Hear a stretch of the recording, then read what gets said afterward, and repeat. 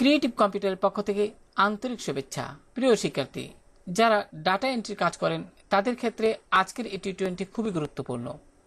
আজকে আমি আপনাদের সাথে এমন একটি ওয়েবসাইটের পরিচয় করে দিব যে ওয়েবসাইটের মাধ্যমে আপনারা কিন্তু খুব সহজেই একটি মেইল আইডি ভ্যালিড কিনা সেটা যাচাই করে নিতে পারবেন।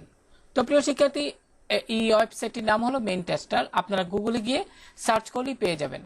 তো আপনাদের যাদের অ্যাকাউন্ট তৈরি করা নেই তারা কিন্তু এখানে সাইন আপ করে অ্যাকাউন্টটি তৈরি করে নেবেন।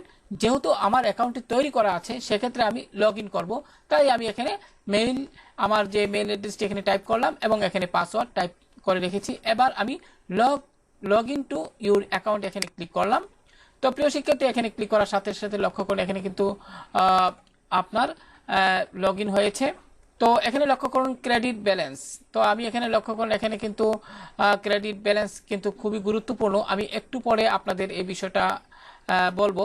যাই হোক, প্রথমে যেটা বলিনি সেটা হলো আপনারা দুইটা পদ্ধতিতে এখানে আপনারা মেইল আইডিকে কি করতে পারবেন, ভেরিফিকেশন করতে পারবেন। একটা হলো সিঙ্গেল ভেরিফিকেশন, আর একটা হলো মাল্টিপল ভেরিফিকেশন।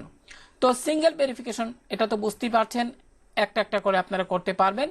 তো আমি আপনাদের বোঝার সুবিধার্থে আমি উইন্ডোটিকে মিনিমাইজ করলাম এবং আমি আমার কম্পিউটারে ডেস্কটপে একটি নোটপ্যাড তৈরি করে রেখেছি। আমি এখানে ডাবল ক্লিক করলে কিন্তু লক্ষ্য করুন এখানে অনেকগুলো মেইল অ্যাড্রেস দেখা যাচ্ছে। তো আমি এখানে প্রথম যে মেইল অ্যাড্রেসটি সেটি আমি সিলেক্ট করলাম এবং কপি করলাম। প্রিয় শিক্ষার্থী, কপি করার পর এবার যদি আমি এখানে লক্ষ্য করুন এন্টার ইমেল টু চেক, আমি এই বক্সে যদি আমি মেইল অ্যাড্রেসটি পেস্ট করি এবং এখানে চেকে ক্লিক করি, চেকে ক্লিক করার সাথে সাথে লক্ষ্য করুন এখানে কিন্তু লোডিং হচ্ছে এবং কিছুক্ষণ পর এরকম একটি অ্যানালাইজ রেজাল্ট চলে আসবে। এখানে লেখা আছে your email address is safe to send, এরকম একটি বার্তা আপনারা দেখতে পাচ্ছেন।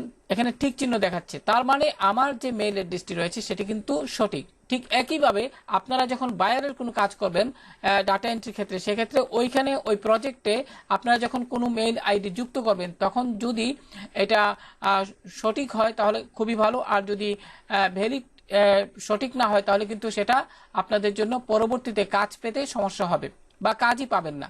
তো প্রিয় শিক্ষার্থী, যেহেতু আমার এখানে আমি যদি একটু বুঝিয়ে বলি, অর্থাৎ বাইরের যে কাজটি আপনার যে প্রজেক্ট আপনি তৈরি করেছেন সেটাতে আপনি যে মেইল অ্যাড্রেসটি দিবেন সেটা যদি সেক্ষেত্রে আপনি এখানে ভেরিফিকেশন করার ক্ষেত্রে যদি রেজাল্টে এরকম আসে তাহলে অবশ্যই এই মেইল আইডিটি আপনারা ওই প্রজেক্টে যুক্ত করে দিতে পারবেন, কোনো সমস্যা নেই।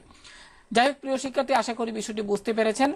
তো এখন আমি আপনাদের দেখাবো যে অনেকগুলো মেইল আইডিকে আপনারা একসঙ্গে কিভাবে ভেরিফিকেশন করবেন, যাকে বলা হয় মাল্টিপল ভেরিফিকেশন।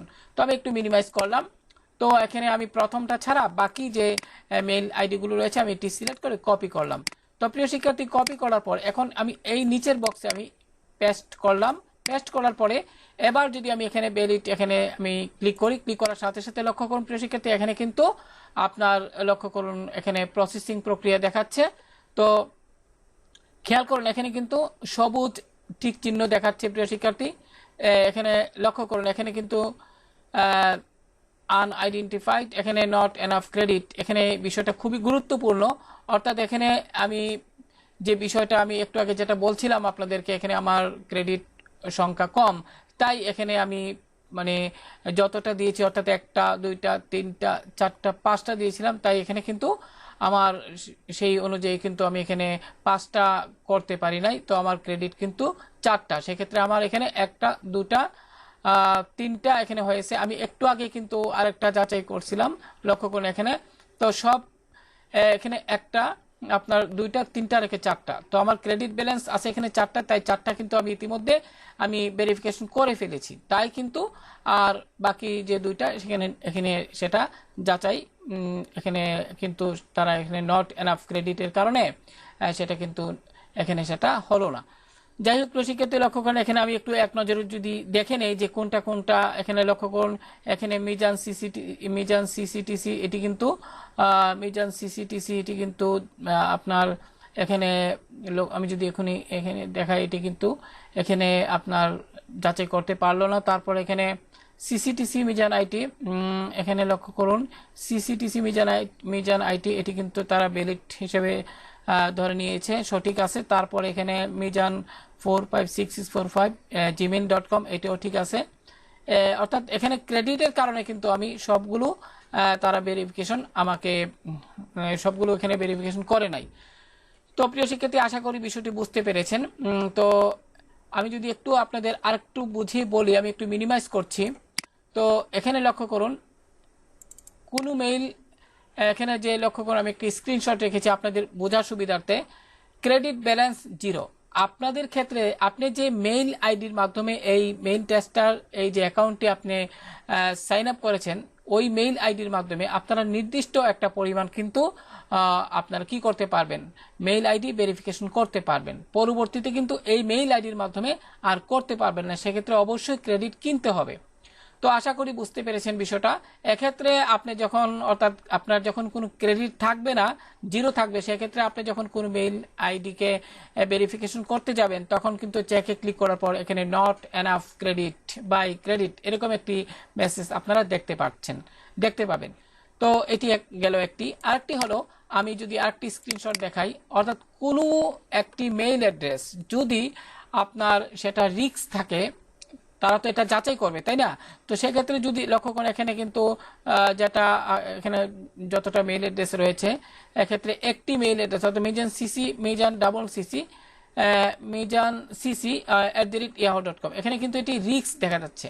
তো আপনারা যখন কোনো বায়ারের প্রজেক্ট তৈরি করবেন, সেক্ষেত্রে ওই প্রজেক্টে যখন কোনো মেইল আইডিকে আপনারা যুক্ত করবেন, তখন কিন্তু আপনারা যখন যাচাই করবেন, তখন কিন্তু এরকম যদি হয় আইডির ক্ষেত্রে, সেক্ষেত্রে কিন্তু ওই আইডিটাকে আপনারা কখনই প্রজেক্টে এন্ট্রি করতে যাবেন না। সেক্ষেত্রে কিন্তু পরবর্তীতে আপনারা নানা সমস্যায় পড়তে পারেন, অর্থাৎ আপনারা কাজ নাও পেতে পারেন। তো অবশ্যই আমার মূল কথা হলো, আপনারা যখন ডাটা এন্ট্রি কাজ করবেন কোনো প্রজেক্টে, সঠিক অর্থাৎ ভ্যালিড একটা মেইল অ্যাড্রেস যেন আপনারা ওইখানে দিতে পারেন। এজন্যই মূলত আজকের এই T20। তো এখানে যদি কোনো রিস্ক থাকে, তাহলে এখানে লক্ষ্য করুন, এখানে রিস্ক লেখাটি দেখতে পাচ্ছেন। তো প্রিয় শিক্ষার্থী, আর বাকি যে সবুজ যেগুলো, এগুলো সঠিক আছে, এগুলো তারা ভেরিফিকেশন করে ভ্যালিড, এখানে তো তারা বলেই দিয়েছে। তো আশা করি প্রিয় শিক্ষার্থী, আজকের এই T12টি যারা ডাটা এন্ট্রি কাজ করেন তাদের ক্ষেত্রে খুবই উপকার হবে। আর একটি কথা বলা প্রয়োজন, আপনারা কিন্তু যদি এখানে যে বর্তমান যে, অর্থাৎ মনে করি মেইল টেস্টার যে আইডিটি তৈরি করেছেন, যে অর্থাৎ এখানে সাইন আপ করেছেন, একটা মেইল অ্যাড্রেস দ্বারা যদি আপনারা পরবর্তীতে কোনো এরকম সুযোগ না পান, তাহলে যেটা করবেন সেটা হলো, অবশ্যই প্রিয় শিক্ষার্থী, আপনাকে আবারও আরেকটা মেইল অ্যাড্রেসের মাধ্যমে কি করতে হবে, আরেকটা মেইল অ্যাড্রেস, অন্য একটা মেইল অ্যাড্রেসের মাধ্যমে আবারও সাইন আপ করে আপনারা এভাবে কিন্তু আপনারা কাজ করতে পারবেন। তো প্রিয় শিক্ষার্থী, আজকে এতটুকু। ভালো থাকেন সবাই। আল্লাহ হাফেজ।